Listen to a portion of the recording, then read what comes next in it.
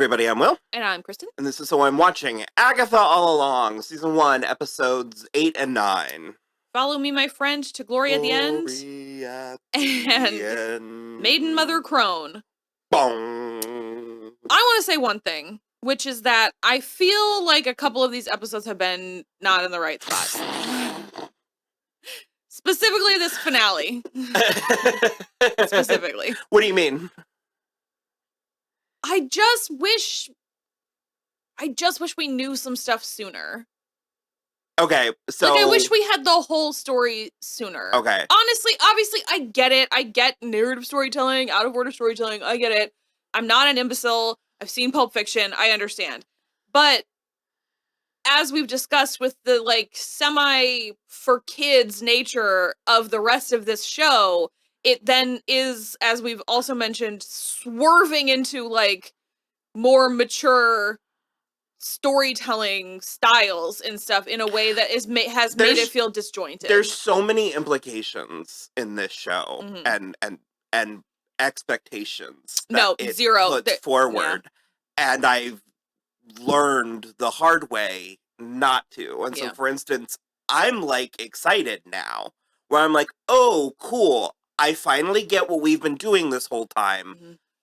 I am, as of now, on board. And the thing is, the likelihood that we're getting more is slim. Yeah. And even if we do, it will probably be well past my interest in it. I would say there's a non-zero shot of Joe Locke showing up again in some future project. And I mean but I say non-zero because I mean very small. Well, no. It's 100%. It was in their plans. Yeah. The problem is that they are doing some much needed realignment with their plans. And so things are getting put on the back burner or shelved entirely. And I do want to say that I am aware that there are like 3 factors at play that are out of the creative's hands. The first was Phase 4, starting anew after Endgame, which is a challenge. It's like, oh honey, we are well into Phase 5. Yeah. The second, no, but I'm saying that that's a hurdle. Yeah. And then the second and third are the pandemic and the writer's strike. So it's like every other year, Hollywood was sort of being crippled, sort of having the rug pulled out from under it. And I think it's resulted in some less than satisfying experiences, because I'm so curious. I do believe Marvel will sort of course correct, will right the ship. And I do believe that ultimately, especially if they do come out of this period successfully, I think history will be kind to it. Sure. Because it's not like it's been wall-to-wall dog shit or anything. No, there's this talking point that it's been bad, but each individual thing I have liked, up to and including, bravely I say, Eternals. There's parts of it I loved. It was interesting, and I had any of it mattered, I think we would feel differently about it. That's the problem. But it feels like a diversion. Yeah, that's the problem. It feels like busy work. I'm totally with you on the, like, well, now I'm very intrigued. Like, Jen flying off. Who is she? What does that mean? What's her deal? What's going on? That's very cool. You know, Billy. It was Agatha all along. It was Agatha all along. But Billy being, like, all into his powers now and everything, too. Like, all of this stuff is, like, very interesting, and I am very intrigued. But again, I have been burned so many times before at this point that I'm like, okay, but I am now working under the impression that we're never going to see these characters again. So like I said, I think we will see Billy again, and I like the notion that Agatha, and I had kind of hoped all of them, like I thought, pretend he's in an Avengers movie 5 years from now, and there's the one quintessential scene where he doesn't know what to do, and he has to confer with his coven, and they're all dead, and suddenly there's, you know, Sashir Zameda and Patti LuPone in a tentpole scene in an Avengers movie. Yeah. And I believe we could get some iteration of that. I would like for this to mean something and to not have just been, again, like I said, busy work or an exercise in fulfilling contracts. Right. Like, and I did have a feeling that when all was said and done, I would feel differently about the show as a whole, and it would potentially even watch differently.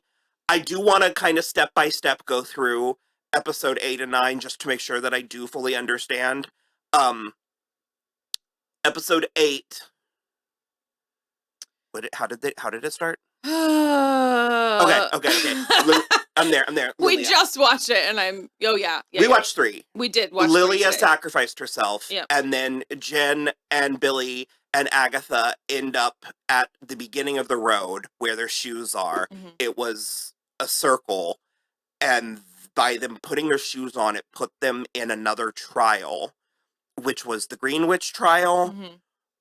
But also, we determined that Agatha was the one who bound Jen. Why? It was bind or burn in the 1920s, apparently. Okay. And she was basically like, because of like the patriarchy, she was like, yeah, I just did it. I didn't know it was you. I just did it because otherwise they would have gotten me. So she like bound a witch, just like a hypothetical witch, and it happened to be Jen? A man was paying her to bind other witches. Okay. Yeah. Okay. So she frees Jen. That doctor that we saw. Yeah. She frees Jen. Well, Jen freed herself, let's be real. Sure. Yeah. Jen escapes, and then Billy... She did whip out a hank of hair from Agatha, though. That was, like, a lot of hair, yeah. And then Billy and Agatha are stuck in the room, and the lights are going out. The lights help plants grow. And then Agatha...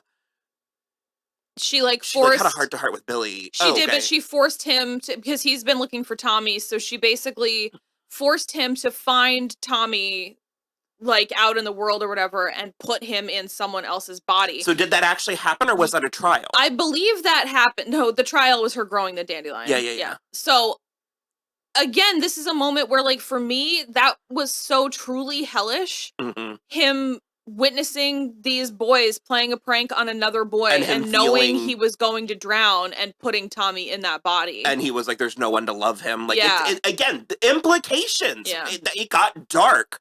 And like, is he going to go find that boy? That's where I was the most engaged. Yeah. And so when we have to go back to, like, the sound stages, I get a little bit bummed out. Yeah. But, so anyways, he shattered the ground. He left. It sent him out, basically. And then there was a dandelion seed in the locket, behind the lock of hair, and she plants it with a tear. I loved all that. Yeah. It grew. Although, technically, saltwater kills. I thought about that. It's magic. It's fine. It's fine. I'm not actually mad. I'm being a dick. I'm not mad about that. And so then they're back in Agatha's house in Westview. Rio is there. I loved Rio. Again, for me, it is establishing and setting a precedent I do not believe the Marvel Cinematic Universe is going to follow through on. Okay, because I have the same issue with Wanda a little bit, because it has been confirmed. I mean, again, you're right, but it has been confirmed like 3 times in this show. She is dead. Wanda, and I believe she is dead. She's coming back. I can't believe that. Oh, well. I can't let myself believe that. Because if I never see Elizabeth Olsen in that outfit again, I'm gonna just be mad. We will. But you're totally right, where it's like, well, now we have death. Now we have canonical Marvel death. And again, I just don't feel like Aubrey Plaza's gonna be in a movie. But I feel like they have to. Back to this future Avengers movie, there's gotta be a scene with Aubrey Plaza in it. Like the next Avengers movie? The one after that. Movie? Because otherwise this is Agents of S.H.I.E.L.D. all over again. Yes, and so that was the other thing I was going to say. Where the movies are canon to it, but it's not canon to the movies. In which case, I'm not watching these shows anymore. Correct. Because that was my other thing, is I was like, Wanda to a certain extent, Rio to a certain extent, but then it's also like that, what the hell even is her name? Khaleesi. Emilia Clarke character from Secret Invasion is just out there. The most powerful character that exists in the MCU. Just out there. And I'm like, But she's one that I'm like, well, don't bring her back because that's like so useless. Well, the problem is good writing could handle all of this. Well, of course. And the MCU has, in my opinion, displayed good writing in the past. Yeah. So I know it's on the table. It's doable. I just need them to do it. Yeah. And I'm getting older. And I'm going to just break into verse 2 of Landslide. I don't know. Life is an hourglass glued to the table. And they did a handful of things, or they did a lot of things actually that I really liked. For instance, Rhea, Agatha had different costumes. Yeah. Like every time we saw Rhea as Death, she was wearing something interesting and something different. And I love the half the skull face. Her face at the end of that scene was spectacular. And that's what I mean, where I'm like, I want to see that. Yeah. And I think that there's something really bold about it that could work. I agree. I agree completely. So much. Do it. I agree so much because, again, it was like that whole scene with like Rio and Agatha was like so good. And it was so good. They also had a scene at the beginning before Agatha came back off the road, or before the three of them were on the road again together. Agatha and Rio had a scene, and she basically was like, it was again more of the same, but it was like death comes for everybody. Like, hello, like, what are we doing here? Hello. Yeah. And oh god, they did kiss.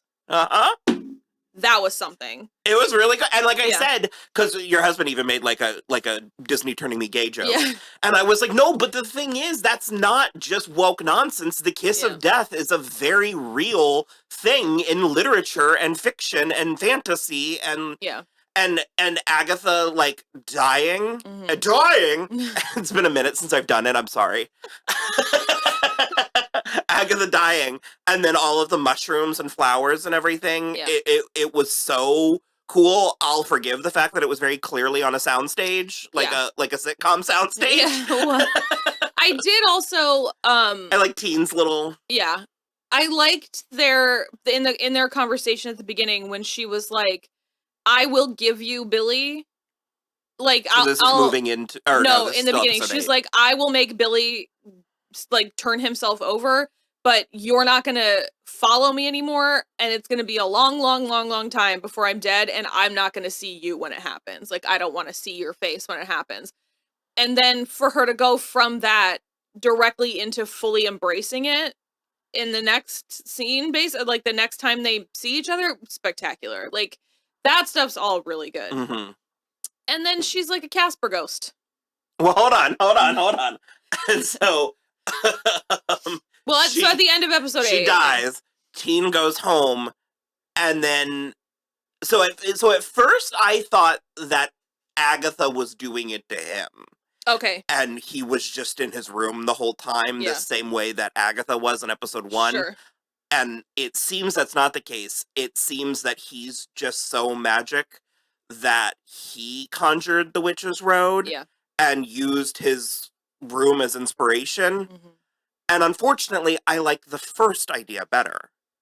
That Agatha's doing it? That Agatha was doing it to him, and that he was trapped in his room, and that Agatha had reasons for why she was doing. And so that's where I thought we were heading at the end of episode 8. And they kind of keep, I don't know, because I literally just said that I want Agatha to be gray.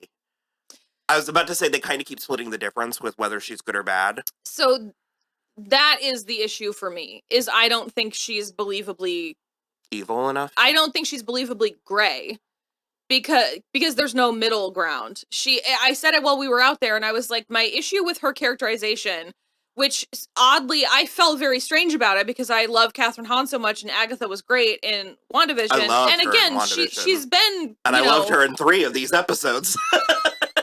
But Agatha is like my least favorite character of this show, in a shocking twist that I didn't even actually realize until episode 8. Because my problem is that there's no through line with her characterization, because she's either evil until she's not, or she's very sympathetic until she's not. And she's too sarcastic to be like emotionally real with anybody until she's the most emotionally real character you've ever seen on TV. you know, thinking about her dead son. And I'm just like, there's no unifying like thing to her character, because like at no point, like she also. So you think Agatha is a plot device? Sort of. I'm not sure, because she wants to be reunited with her son, but also she doesn't, because she's scared to face him, and she doesn't want to die because she doesn't want to see Rio. But then she fully embraces death in the moment, but then she's still a ghost because she can't let go. And I'm just, I don't know. You're kind of selling me on it. Well, though. It's just like, to me, it's just soup. It just turns into. Is that not the human experience, though? I would say yes if it felt like it was on purpose, but it felt like every time her motivation or her characterization shifted, it was because that's what the script needed. So are you saying it's sort of similar to the bargaining stage of Ryan Murphy show?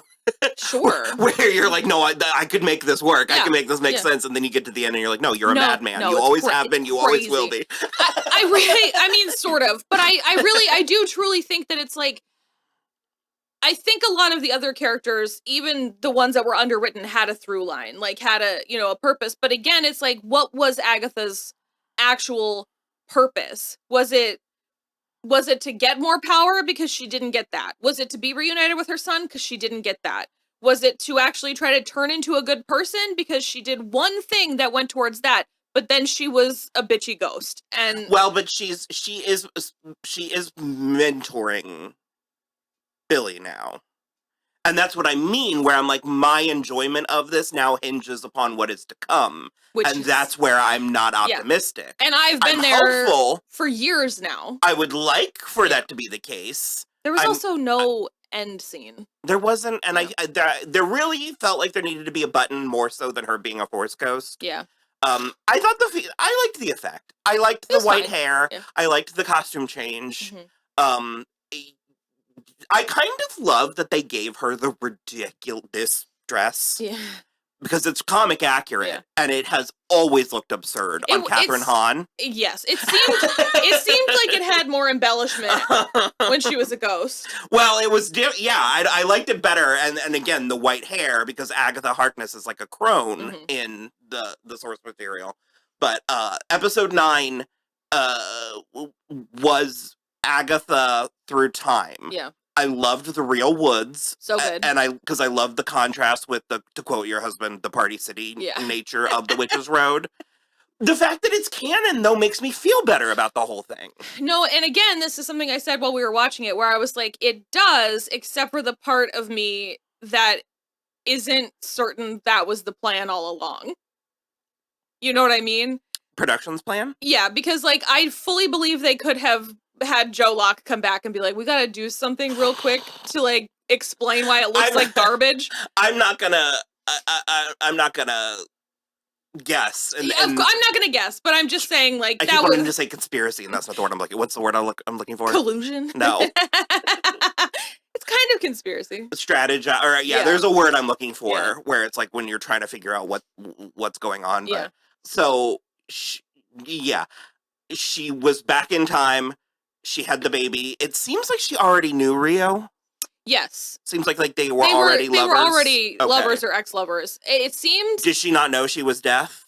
She must have. Yeah, no, she recognized her right away, and she was like, no. I almost thought that it was like a... Okay, go ahead. Yeah. She was in the process of being in labor with a lemon in her mouth. I wonder if that was historical. It felt real. Could be. If you're distracted by the extreme sourness. It felt authentic. The sourest thing I've ever eaten in my life wouldn't distract me from my period cramps. So I'm just saying. No, but so I think she's laboring, and then she sees Rio, and she sees her and immediately is like, no, you can't. Like, you can't. And it's unclear which of them is going to die, but Agatha assumes it's the baby. And Rio is like, I've gotta. And she's like, no. She basically agrees to give her time. But she doesn't specify how much. And I wish there was more of a reason as to why Agatha was killing the other witches other than just because it's in her nature. I have a theory. Okay. That it was in order to take their powers, which we see her doing later, so that when Rio comes back, she can fight her. Yeah. But then Rio came in the night. wish that was a bit clearer, because she sort of... Yeah, that's my theory only. Yeah, I like that. Yeah. Because anytime she would talk, because Nicholas even asks her, and she's like, "Oh, before they can kill me," or something. Yeah. And I wish that was a bit more solid, because, that's sort of an example of my overall issue with the show, is the places where I think it's too immature, and the places where I think it's got, because I mean, we don't really see it. It's not like it's graphic, but I'm like, she's murdering other women, like witches, which it feels cannibalistic in a really horrid way that the show acknowledged but didn't revere. Like the show, I mean, and I know that you can point to the scene where Jen's like, "Don't trust her," but it's like that's I feel not enough for her to be killing witches the way she was, as blasé as she was, and for as long a time period as she did, should have been more profane, or like more, I don't know. I agree with you. We also found out that she and Nicholas wrote The Witch's Road together as basically a trick / trap. So the road didn't exist. The road did not exist until Billy made it. So then Billy forced it to be. The Lorna Wu was just... She because by that point it had been lore, which is lore so long. Yeah. And this is the stuff that I'm interested in, but I'm like, I feel like they didn't explore it fully. And I don't know, because I love I love that notion of something's not real until it is, or unless you believe it's real, and then this dabbled in things that I'm interested and intrigued by. I just have lost faith that it's gonna pay off, because like I said at the beginning, ultimately, I'm like, cool, we got that out of the way. Now I can't wait for the real story to begin, or like the real... I also have a huge bone to pick with Deborah Jo Rupp still being dead. Really Mrs. Hart. thought we were gonna get her again. I and Emma believed. Caulfield. Still only in the first episode. Yeah. Crazy. I truly believed there was gonna be some Easter egg, or some, like, I thought for sure we were gonna find out Sharon Davis was actually like a latent witch. And I'm bummed about Alice too, but I do feel like she would, and especially when Rio, like... Lilia just got such a spectacular send-off. Yeah, but I do think that when Rio came to, like, reap Alice, basically, and she was like, "This is all the time I get? Like, what the hell?" And it reminded me of Kirby Hal Baptiste in The Sandman. Yeah, oh god. But then she was like, "You're a protection witch. You died protecting someone. That's your purpose. Like, that was what you were supposed to do." And so I did love that kind of, like, moment there. But, yeah. Is Tommy out there? I guess. At least his parents won't be apparently traumatized by the fact that their son's not their son anymore because they don't love him. But that seems somehow even worse. Like, what the shit? Jesus Christ. You know what I mean? It's like, saying. No, I mean, that's... so crazy. I don't know. This one goes to 11. Yeah. It's up on... This is your burden now. To determine what I thought about this. It's up to you. To determine whether this was successful or not. I think it was not. Is anybody happy? Is nobody? Is everybody happy? I don't know. What is happiness anymore? I think it was not unsuccessful. I think it was not completely successful for me. Mm-hmm. And like I said, I know there's a lot of people that loved it. And again... including our friend Trevor, who this is like his favorite show right now. Which, love that for you. Congratulations. There's a handful of scenes I can use and like reaction videos and stuff. It'll be great. I would love to see Aubrey Plaza with... and it doesn't have to be a lot. Like, I don't want a fucking Rio/Death movie. But I want one scene... where she gets to, it's that WoW platinum, you know, where she gets to kind of come in and I wanted to make this, and I'm going to make it now because I'm making it now, but I was thinking, I was like, Disney did that horrible Wizard of Oz movie like 10 years ago where they cast Mila Kunis as the Wicked Witch of the West. And I was like, this is what they thought they were doing with that, but... I don't know. That's what. Yeah, like I said, that's our coverage with it.